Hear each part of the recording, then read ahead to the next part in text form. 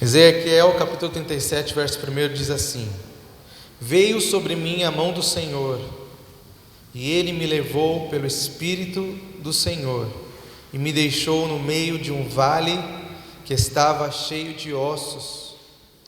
Ele me fez andar ao redor deles, e eu pude ver que eram muito numerosos na superfície do vale, e estavam sequíssimos. E então me perguntou: Filho do homem, será que estes ossos podem reviver? Respondi: Senhor, tu sabes. Então ele me disse: profetize para estes ossos e diga-lhes: ossos secos, ouçam a palavra do Senhor. Assim diz o Senhor Deus a estes ossos: eis que farei entrar em vocês o Espírito, e vocês viverão. Colocarei tendões sobre vocês, farei crescer carne e os cobrirei de pele. Porém em vocês o Espírito, e vocês viverão. Então vocês saberão que eu sou o Senhor. Então profetizei como me havia sido ordenado. Enquanto eu profetizava, houve um ruído, um barulho de ossos que batiam contra ossos e se ajuntavam, cada osso ao seu osso. Olhei e eis que apareceram tendões sobre os ossos. Cresceram as carnes e lhes cobriram de pele, mas não havia neles o Espírito. E então ele me disse: profetize ao Espírito, profetize, filho do homem, e diga ao Espírito: assim diz o Senhor Deus: venha dos quatro ventos, ó Espírito, e sopre sobre estes mortos para que vivam. Profetizei como ele me havia ordenado. O Espírito entrou neles, e eles viveram e se puseram em pé, e formavam um exército numeroso. Senhor, muito obrigado por essa palavra, por esse tempo e por essa oportunidade de ministrar, Senhor, nessa manhã a Tua palavra. Que o Senhor possa falar em nosso coração, e que o Senhor possa ministrar de fato ao nosso coração aquilo que o Senhor quer falar com cada um de nós nessa manhã. É o que eu te peço em nome de Jesus. Amém. Esse texto é um texto muito impactante da palavra do Senhor. A gente vê o profeta, sendo levado para um lugar que não era bom. O texto começa que veio o Senhor sobre ele, a mão do Senhor, e levou ao meio de um vale que estava cheio de ossos secos. Um vale é um lugar de difícil acesso. Um vale é um lugar muitas vezes inabitável. Um vale é um buraco, é algo bastante grande. E Ezequiel, ele foi levado para esse vale que estava cheio de ossos secos. Era pior do que um cemitério. A gente não gosta, né, dessas coisas, de ir no cemitério e tal. E a gente às vezes se sente incomodado de ir num lugar como esse. Na verdade, o nosso incômodo é saber que todos nós um dia teremos o mesmo destino. É isso que incomoda, né? A gente vai, chega em casa, falta queimar a roupa, né? Que acha que, sei lá, tem alguma coisa lá, a gente tem que lavar o tênis. A gente tem toda uma questão, porque é um lugar desconfortável. Mas é desconfortável porque a morte é desconfortável para o ser humano. A gente não foi criado para morrer. A gente foi criado para ter vida eterna. E quando o homem peca no jardim do Éden, a eternidade sai do homem, mas não sai do coração do homem. É por isso que a partir da morte, tudo isso é muito desconfortável para nós. E quando a gente vai num lugar onde a nossa consciência é ativada, fala: olha, todos vocês um dia vão estar aqui também. Isso é desconfortável. E o profeta é levado a um lugar que era como um cemitério, mas era um cemitério sem organização, sem civilização. Era um vale muito grande, um lugar muito afastado. Lá não tinha ninguém, não tinha ninguém olhando, não tinha ninguém cuidando, não tinha placa, não tinha lápide, não tinha flor, não tinha nada para amenizar aquela visão terrível. Eram só ossos, ossos desordenados, né? Não eram múmias, não eram ossadas, né? Hoje está na moda aí, as crianças adoram dinossauro, né? Engraçado até, as crianças amam dinossauro, e tem lugares que eles fazem a reconstituição dos esqueletos, né? E é bonito de ver, admirável, nossa, aquela estrutura, como eram aqueles animais. Mas lá no Vale de Ossos Secos de Ezequiel não tinha esqueleto montado, não tinha a história de cada pessoa. Olha, essa pessoa aqui morreu, mas olha os feitos dela, ele fazia isso, ele era capaz disso, ele tinha essa habilidade. Não, era só um punhado, milhares de ossos amontoados naquele lugar. E a primeira reflexão, queridos, que eu vejo aqui nesse texto, que Deus está falando no nosso coração, é que muitas vezes os lugares de vale que a gente passa, né? Porque vale é sinônimo de prova, vale é sinônimo de batalha, vale é sinônimo de sofrimento. A gente não fala assim no nosso evangeliquez, né? Nossa forma de falar, que só a gente entende muitas vezes. Ô irmão, ora para mim que eu estou no vale, não é? Estou no vale, eu estou na prova, estou num lugar difícil, desconfortável. Está difícil passar essa luta, estou no vale. O vale não é lugar de descanso, o vale não é lugar de celebração, o vale não é lugar de festa, o vale é lugar de choro, o vale é lugar de batalha, de luta.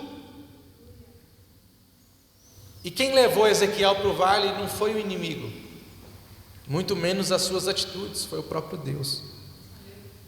Levou ele para um lugar desconfortável, um lugar de luta. E muitas vezes, queridos, Deus ele está fazendo isso com a gente. Deus é soberano na nossa vida, mas muitas vezes Ele permite que nós cheguemos no vale. Muitas vezes Ele nos leva para o vale para nos ensinar, para nos corrigir, para nos moldar e para nos ensinar.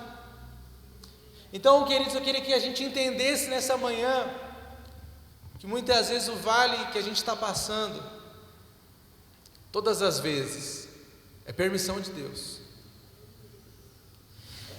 E Deus, Ele não perdeu o controle de tudo. Se você está num vale, Deus está com você no vale. E Ele é soberano sobre todas as coisas. E o mais importante, queridos, é que quando Deus nos leva para o vale, Ele tem uma intenção. Quando Deus te leva para o vale, é porque Deus quer mudar a situação daquele lugar que Ele te levou. Muitas vezes a gente não entende por que eu estou aqui, por que Deus me levou para lá, por que eu fui parar nesse lugar, por que eu estou vivendo essa situação. É porque Deus Ele quer usar a sua vida para mudar essa situação. Foi assim na vida de Ezequiel. Deus leva ele para esse lugar, um vale de ossos secos, e pergunta para ele: isso pode mudar? Esses ossos podem viver? Ezequiel ali não está cheio de fé, não está cheio de ousadia, não está cheio de autoridade. Ele não fala assim: sim, Senhor, eu vou orar, eu vou profetizar e tudo vai mudar. Não, ele fala: Senhor, é o Senhor que sabe, eu não sei nada, o Senhor sabe tudo. Então o Senhor ordenou para ele: olha, profetiza. E foi algo muito específico, foi algo muito detalhado. Olha, você vai profetizar assim, você vai dizer que os ossos se ajuntem, você vai profetizar sobre os ossos, que eles encontrem cada um a sua parte.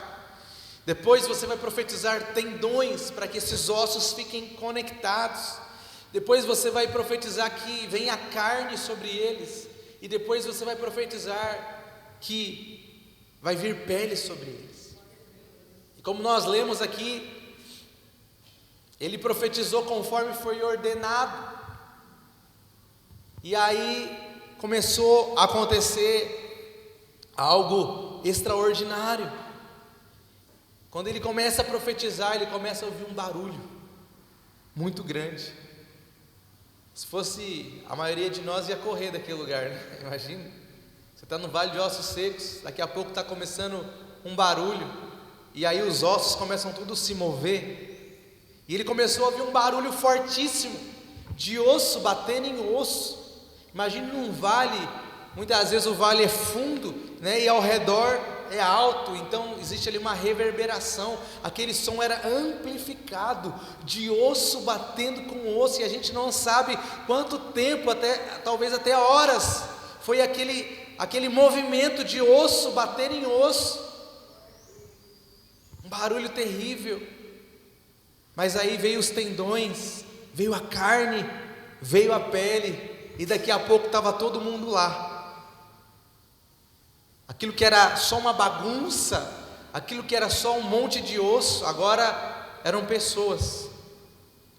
Eram pessoas, estavam ali com carne, com osso, com face, com feição, mas não tinha vida.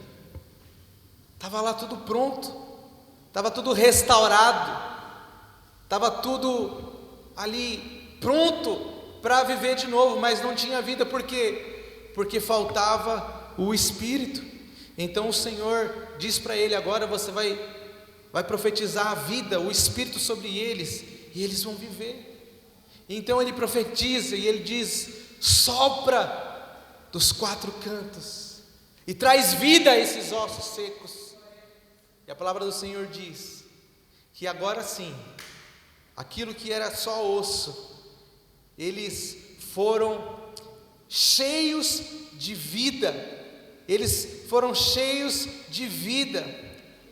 E a palavra do Senhor diz que eles, quando foram cheios de vida, se puseram de pé e se tornaram um grande exército. Primeira parte, eles receberam ali a organização, né? Os ossos se juntaram com seus próprios ossos, veio a carne, veio tudo aquilo, mas estava todo mundo no chão, todo mundo ali com suas partes, mas todo mundo no chão.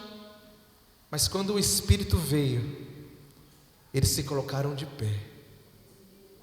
Todos aqueles que estavam caídos, deitados, prostrados, inertes, eles ficaram de pé, e eles estavam prontos para viver de novo, prontos para batalhar de novo, prontos para alcançar aquilo que o Senhor tinha na vida deles de novo. O texto continua e ele fala, esse texto é muito simbólico sobre a casa de Israel. Ele diz assim: esses ossos são toda a casa de Israel, e eis que dizem: os nossos ossos secaram, perdemos a nossa esperança, fomos exterminados. Esse era o sentimento de uma nação. A gente secou, a gente perdeu a esperança. Mas sabe o que o Senhor disse para eles? Porei em vocês o meu espírito e vocês viverão. Ele está aqui no verso 14: porém em vocês o meu espírito e vocês viverão, eu os estabelecerei na sua própria terra, e vocês saberão que eu sou o Senhor. Eu falei e eu cumprirei, diz o Senhor. O Senhor é aquele que Ele traz vida e esperança para toda a sequidão. Ali nós vemos um retrato de uma nação, nós vemos aqui uma história, uma descrição muito forte, algo muito forte mesmo, que o Senhor faz Ezequiel viver. E sabe que é mais incrível dessa história? É porque muitas vezes a gente olha para essa história e acha que ela não tem nenhuma conexão com a nossa vida. Mas o que isso tem a ver comigo? Eu estou aqui, eu estou bem, está tudo certo. Mas da mesma forma, a gente pode olhar esse texto e trazer para a nossa vida, porque muitas vezes, queridos, a gente está como a casa de Israel, a gente perdeu a esperança. Muitas vezes a gente sente que os nossos ossos secaram. A gente tem muitas cartilagens no corpo, né? Esses dias eu estava com muita dor na coluna, aí fiz uns exames, aí parece lá, ó, tá faltando um pouco de cartilagem, óleo, não sei os nomes técnicos, mas quanto mais o nosso osso seca, a gente vai ter mais fraqueza, a gente vai ter dor, a gente não vai ter movimento, né? Porque as nossas articulações, se elas secam, a gente perde a mobilidade. E quando eu estava aqui preparando essa mensagem, Deus trouxe ao meu coração que o tema dessa mensagem seria voltando a viver. Porque muitas vezes a gente está aqui, a gente está respirando. Quem está respirando, dá um glória a Deus aí. Muitas vezes a gente está respirando, mas a gente está seco. E a gente entende o que é estar seco. A gente entende o que é estar sem esperança. Olha o que eles diziam: a gente secou, a gente já perdeu a esperança, a gente foi exterminado. Irmãos, a pior coisa que tem na vida de uma pessoa é perder a esperança, é perder os sonhos, é perder a perspectiva que o amanhã será melhor, é perder a alegria de viver. E a gente sabe que a vida é difícil, a gente sabe que a gente tem muita luta, vai ter, muitas coisas acontecem e a gente vai secando. São situações, são circunstâncias, decepções, frustrações, pessoas, tantas coisas nos fazem secar. O tempo, ele é implacável, é ou não é? A gente vai, com o passar do tempo, a gente vai envelhecendo e a gente sente a diferença no nosso corpo, na nossa energia, né? Eu era muito novo, agora já não sou tão novo assim. Estou mais perto dos 40 do que dos 30. E a gente vai sentindo que não é a mesma coisa. Obviamente, a gente pode buscar uma qualidade de vida, a gente pode viver de uma forma que o nosso bem-estar seja potencializado, mas tem tanta coisa que acontece na vida que a gente não espera, tanta surpresa que a gente não espera, tantas situações que a gente já pensou assim: eu nunca vou passar por isso, e a gente passa. E tudo que vai acontecendo vai acumulando muitas vezes, vai tirando muitas coisas boas de nós, e quando a gente vai ver, a gente está seco, a gente está sem alegria, a gente está sem esperança. Eu queria perguntar para você nessa manhã: como é que está a sua vida hoje? Será que você está cheio de vida, ou você sente que você está secando? Você sabe, você sente. A gente vai perdendo muitas vezes a nossa esperança, a gente vai perdendo a capacidade de se alegrar com cada dia que nasce. A gente começa a achar que nada mais de bom vai acontecer. A gente vai perdendo os sonhos, e a gente vai ficando muitas vezes improdutivo. A gente vai deixando de viver só para sobreviver. Mas o Senhor quer que você tenha uma vida abundante, não importa a sua idade. A palavra do Senhor diz assim, ó, para quem se sente velho, né? Para quem se sente, até na velhice darão frutos. Mas muitas vezes a gente conhece gente muito jovem que já secou. Tem tudo, tem vida, tem energia, tem saúde, mas não tem nada. seca. Sabe aquele brilho no olho? Acabou. E é tão ruim quando a gente perde isso, quando a gente perde essa expectativa, essa euforia da vida. Meu irmão, não existe nada mais precioso do que viver. Se a gente fosse pagar, né? Imagine que a gente estivesse em outro lugar antes de nascer, e aí fizesse um leilão aí, quem que vai nascer aí? Quanto está disposto a pagar para nascer? A gente daria tudo, porque a vida é o bem mais precioso. Mas com o passar do tempo, com as situações, com tudo que a vida pode trazer para nós, porque depois da queda do homem lá no Jardim do Éden, o mundo é um lugar de sofrimento, de tristeza, de choro, de enfermidade, de morte. Esse é o mundo que nós vivemos, e tudo isso faz a gente perder a esperança, a fé, a confiança, a vontade de viver. Tem gente que está tudo bem, mas não tem vontade de viver. Tem gente que está passando por batalhas terríveis, mas está cheio de vontade. A diferença é que algumas pessoas secam e está tudo bem, mas emocionalmente, espiritualmente, lá na alma, é terrível. A Bíblia, ela descreve algumas pessoas como sepulcros caídos. São pessoas que por fora está tudo bem, mas por dentro está podre. E é obviamente que isso fala muito do caráter e da intenção. Tem pessoas que parecem boas, tenho certeza que você já conheceu pessoas assim. Nossa, que pessoa maravilhosa. Daqui a pouco essa pessoa te esfaqueia pelas costas, e você fala: nossa, mas eu tinha certeza que essa pessoa era boa, mas a gente não vê o interior. Mas o que eu quero dizer é que tem gente que você olha e por fora está tudo bem, mas por dentro é só choro, é só tristeza.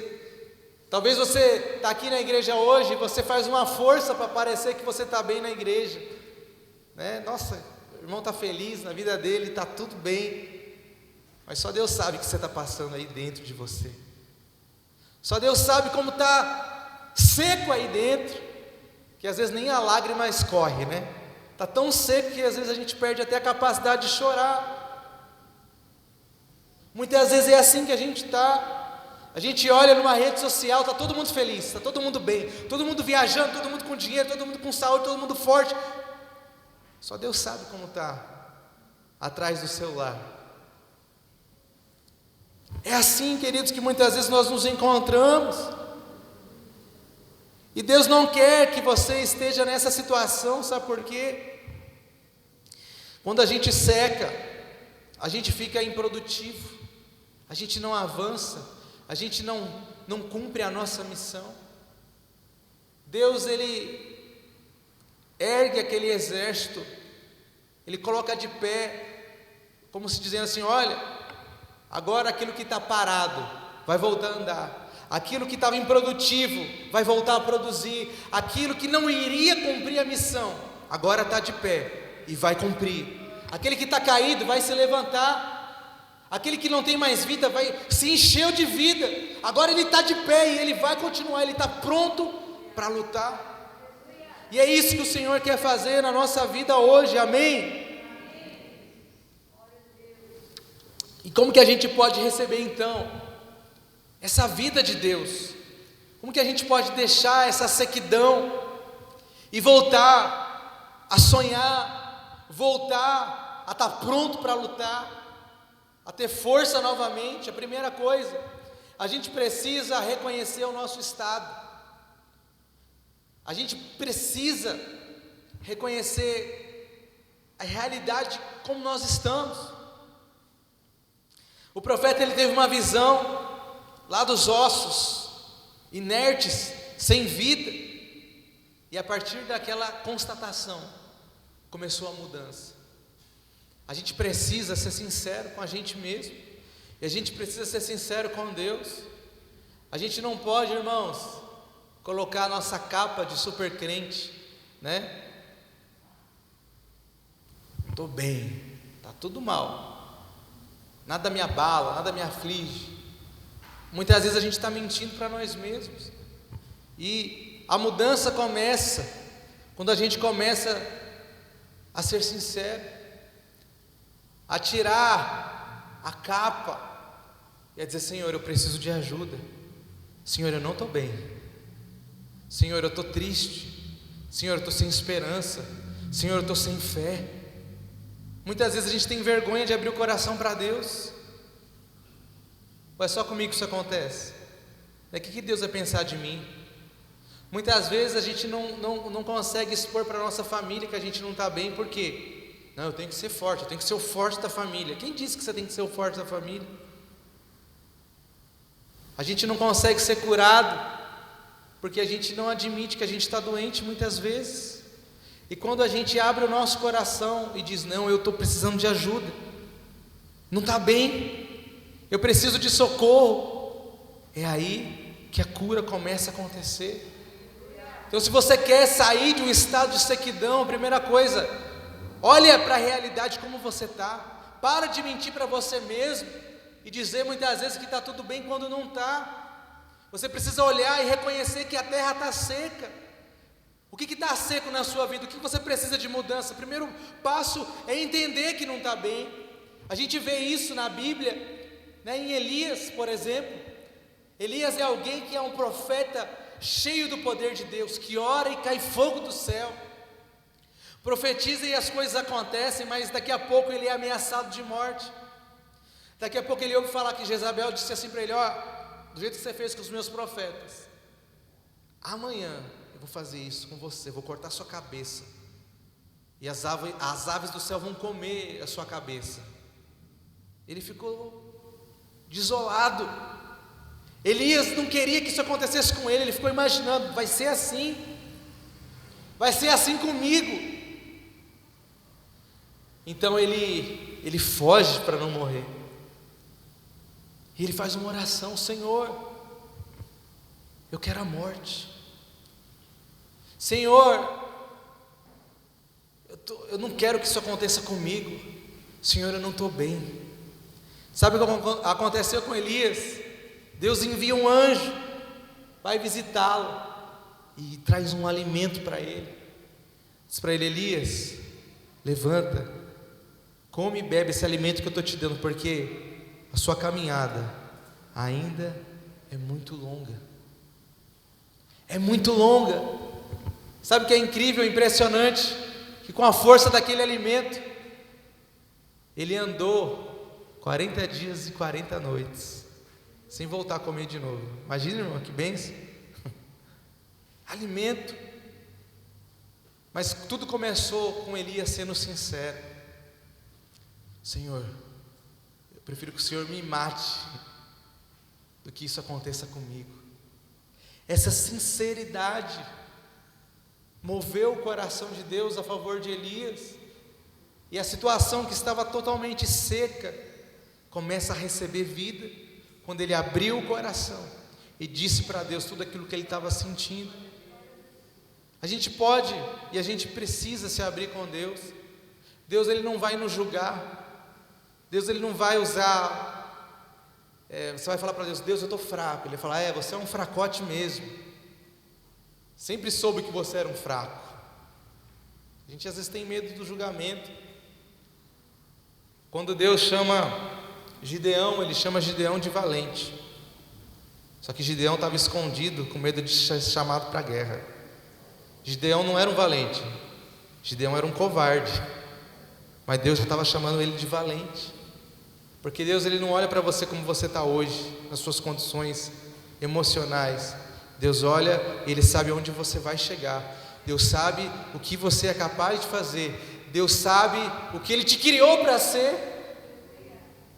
Deus sabe o que ele te criou para ser. Então a gente pode abrir o nosso coração para Deus e dizer: Senhor, eu não estou bem. Senhor, eu estou sentindo isso. Senhor, olha o que eu estou passando. Senhor, está seco aqui dentro, eu preciso de ajuda. Uma outra pessoa que a gente pode ver que foi obrigado para sair da situação que ele estava, foi obrigado a se abrir foi Naamã. Naamã, ele tinha uma lepra, algo incurável, algo difícil, algo que as pessoas que tinham que ser levadas para fora da cidade. Mas ele era um general, ele era um homem de guerra, um herói nacional, todo mundo gostava de Naamã. Mas ele estava leproso, mas aí ele ouve uma palavra. Qual é a palavra? Se você soubesse, se você fosse em Israel, conhecesse o profeta, sua vida ia mudar. Então ele vai atrás, só que aí ele recebe uma notícia muito contraditória, uma direção: olha, se você se lavar no Rio Jordão 7 vezes, você vai ser curado. Mas era um rio sujo, era o pior rio que tinha. E aí ele pensou em desistir, mas falaram: Naamã, você não está em condição de desistir. Você quer ou não quer mudar de vida? Você quer ou não quer sair dessa situação? Eu quero. Se não te pedisse alguma coisa mais difícil, você não faria? Faria. E ele foi. Mas sabe o que foi mais difícil para Naamã? Não foi mergulhar no rio sujo. O mais difícil para Naamã, porque ele estava rodeado de uma grande comitiva. E até aquele momento, Naamã não tinha mostrado a sua lepra para ninguém. Até aquele momento, as pessoas muitos sabiam que Naamã estava enfermo, mas ele não mostrou a vulnerabilidade dele para ninguém, porque ele estava debaixo da armadura. Ele era um general, só andava de armadura, ninguém via as feridas de Naamã. O fato de você ficar sendo durona por aí, né? Ninguém vê sua ferida, mas a ferida sara porque ninguém vê. Quando a gente esconde a ferida, ela se cura sozinha? Não, esconder não é o caminho. Então, a cura na vida de Naamã começa quando ele chega diante do rio, e ele tem que tirar a armadura na frente de todo mundo, e mostrar quem realmente ele era. Para sair toda essa sequidão do nosso coração, a gente tem que tirar a armadura, tirar a proteção e mostrar para Deus quem realmente a gente é. Tirar a máscara, sabe? Senhor, eu estou assim. Mostrar as nossas feridas, porque aí sim o Senhor ele vai cuidar de cada uma delas. Amém? O segundo ponto aqui que eu quero compartilhar com você, e eu já estou acabando, você pode dar uma glória a Deus por isso? Algo que foi determinante para que a situação mudasse ali, foi o entendimento de profetizar. Se tudo está difícil, se tudo está seco, se não está bem, a gente precisa de mudança. A gente precisa profetizar a mudança. Só houve mudança porque houve uma palavra profética. Ossos se ajuntem, carne venha, Espírito sopra. E foi tudo muito detalhado, foi muito específico, e a gente precisa aprender a ser um profeta da nossa própria história, porque muitas vezes tem situações que a gente vive, que a gente fala assim: isso aí vai dar errado mesmo. E não é que você vai dar errado mesmo?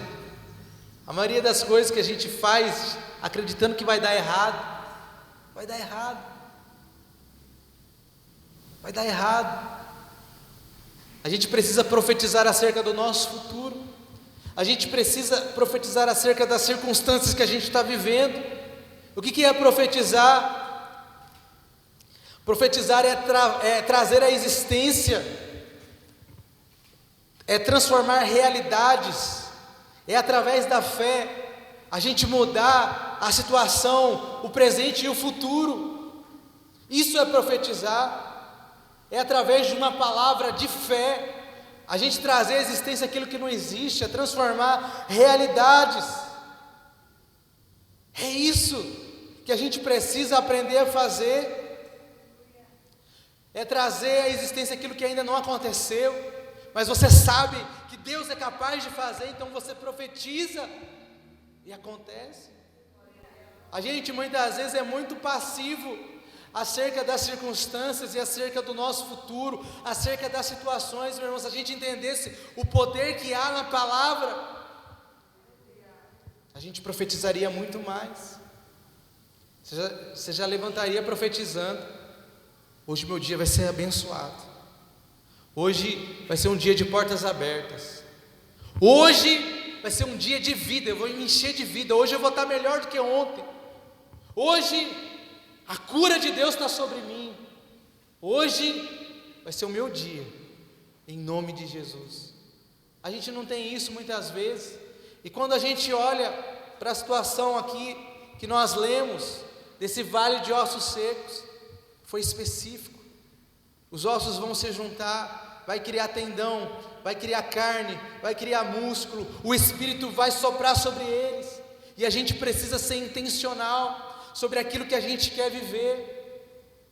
Amém?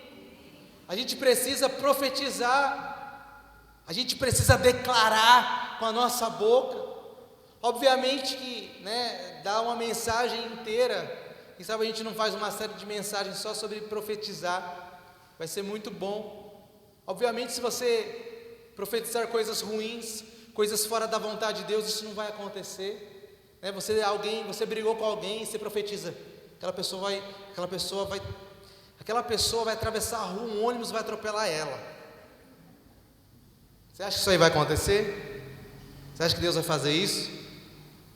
Deus não é igual a gente. Deus não é vingativo. Deus é bom. Essa pessoa que te fez mal, Deus ama ela também, e Deus quer que ela mude de vida. Deus quer transformar a vida dela. Deus não quer acabar com a vida dela. Então, Deus não vai fazer tudo que a gente profetizar, mas se o nosso coração estiver alinhado com a vontade de Deus, e o que a gente profetizar for uma coisa boa, não tem por que Deus não realizar.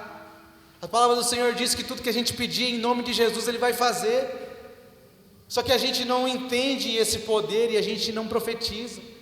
A gente já vai profetizando muitas vezes coisa ruim. Eu vou lá, mas vou naquela entrevista, mas eu sei que eu não tenho chance. Aí não vai ter chance mesmo. A gente precisa crer na palavra de Deus e no Deus que a gente serve, amém? Existe uma história de um rei chamado Jeoás, e ele recebe uma palavra de Eliseu dizendo assim: olha, pega o arco e a flecha, você vai jogar pela janela, e aí essa vai ser o símbolo da vitória de Deus na sua vida. Ele estava no meio de uma batalha, no meio de uma guerra. Ele foi lá e jogou 3 vezes a flecha e parou. É como se cada flecha fosse uma palavra profética de vitória.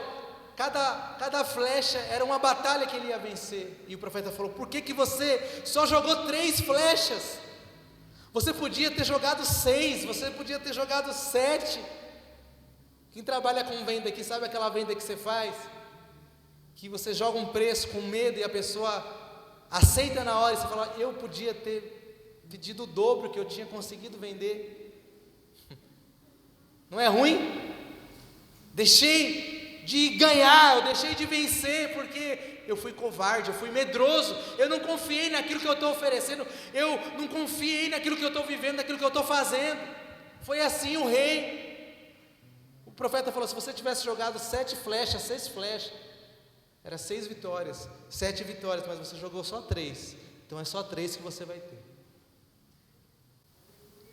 A gente não ora, a gente não vai receber.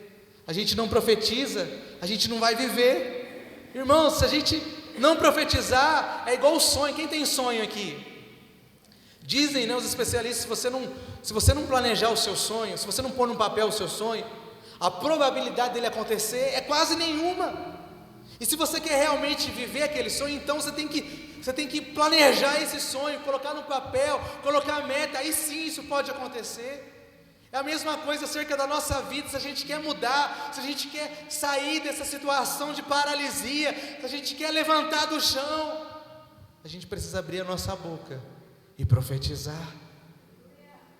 Profetizar a mudança, profetizar a porta aberta, profetizar a cura, profetizar o renovo, profetizar a salvação da nossa família.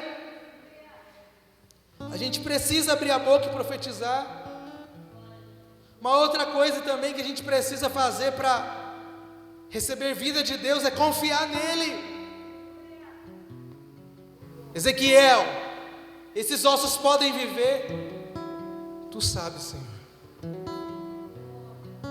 O Senhor falou: pode. Então ele profetizou, porque ele confiou na palavra do Senhor. Deixa eu te dizer uma coisa: Deus é poderoso para fazer infinitamente mais daquilo que nós pensamos.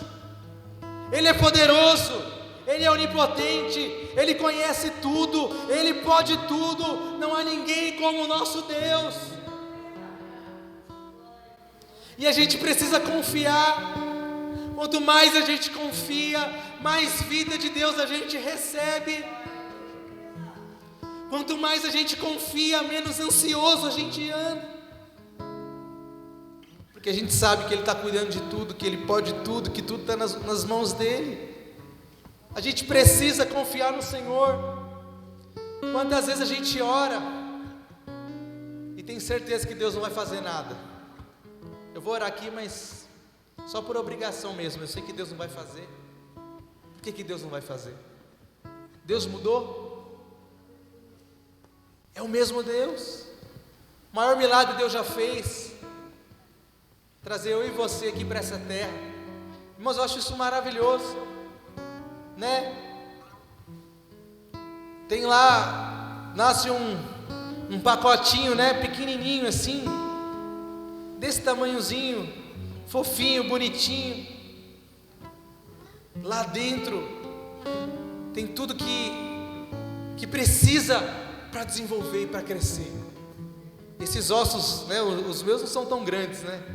Não sei quem é a pessoa mais alta que está aqui na igreja hoje. O Vitor. Ó, Vitor, tá? O Vitor nasceu grande, Vitor. Nasceu aqui, ó.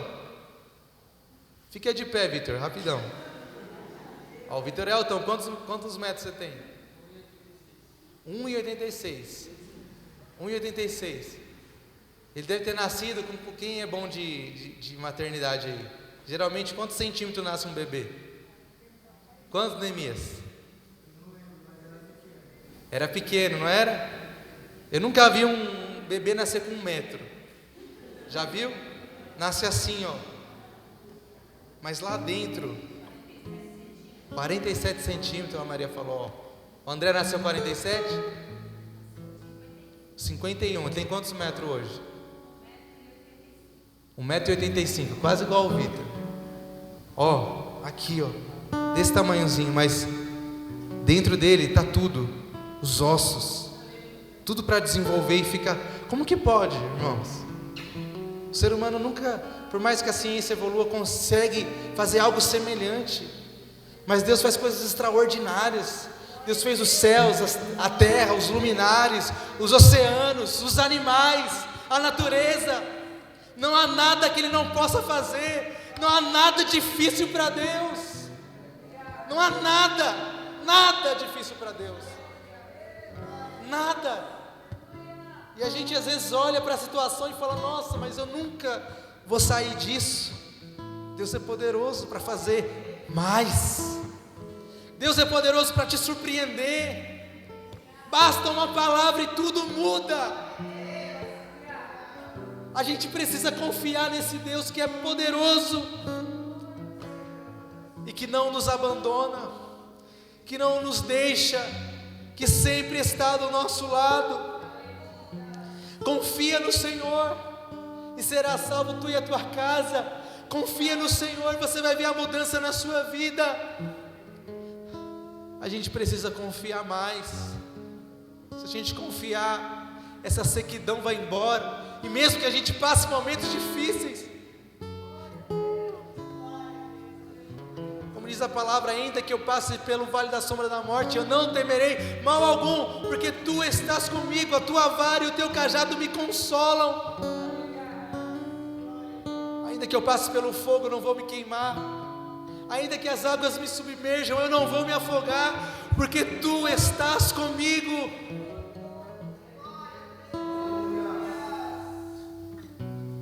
Irmãos, se a gente confiasse mais, a nossa vida ia ser diferente. Mesmo no meio da luta, principalmente no meio da luta do vale. Sabe o que o apóstolo Paulo falou quando ele estava preso? Tudo posso naquele que me fortalece. Eu sei estar contente em toda e qualquer situação. Sei estar abatido, sei ter muito, sei ter pouco, sei ser honrado, sei ser humilhado. Tudo posso naquele que me fortalece. Eu confio em Deus, eu sei que Deus está cuidando de mim. Aleluia. A gente precisa confiar. E por último,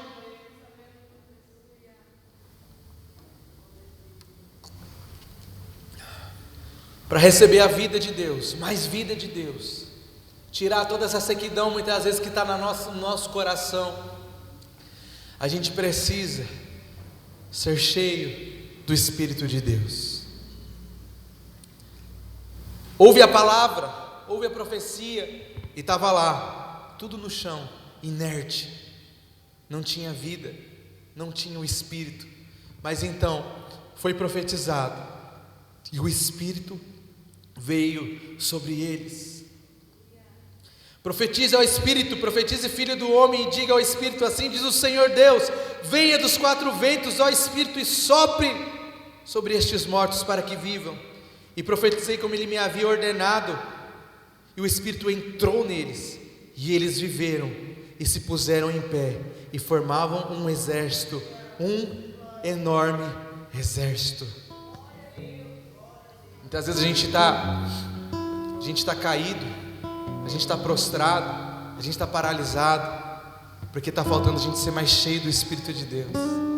Porque quando Ele vem, quando Ele sopra, a gente levanta, a gente fica de pé, e a gente fica como um soldado no meio de um exército. A gente fica pronto para lutar. Não quer dizer que a gente não vai ter luta não, mas a gente está pronto e preparado para lutar e para vencer toda e qualquer batalha da nossa vida. É isso que o Senhor quer fazer na sua vida hoje. Quero que você fique de pé, já simbolizando que você está se levantando. Aleluia.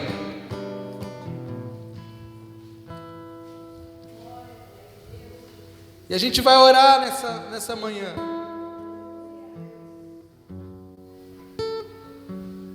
Vai orar para que o Espírito Santo Ele te coloque de pé, em nome de Jesus. Eu não sei o que você está passando,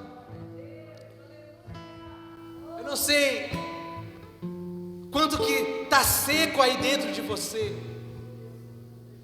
mas eu sei que o Senhor é poderoso para mudar essa situação, para te encher de vida, te encher de esperança, te encher de fé. Deus, Ele quer te levantar nessa manhã, assim como aqueles ossos estavam secos e não tinha mais nada o que fazer. Eu não sei como está algo na sua vida, mas Deus pode fazer tudo novo Deus pode fazer. Aquilo que você não imagina, aquilo que a sua compreensão não alcança, Deus pode fazer. E nessa manhã a gente vai começar a profetizar mudança. Amém? Eu quero que agora você já comece a profetizar sobre circunstâncias da sua vida, sobre coisas que você quer viver em Deus. Comece a profetizar, abra a sua boca e comece a lançar as suas flechas pela janela. Comece a abrir o seu coração para Deus, comece a dizer para Ele o que você está sentindo, o que você está passando, qual é a ajuda que você precisa. Sopra, Espírito levanta os caídos, restaura as feridas, dores antigas, vem pra curar. Sopra, Espírito, trazendo vida junto volta aos pedaços, já ouço o ruído do teu agir.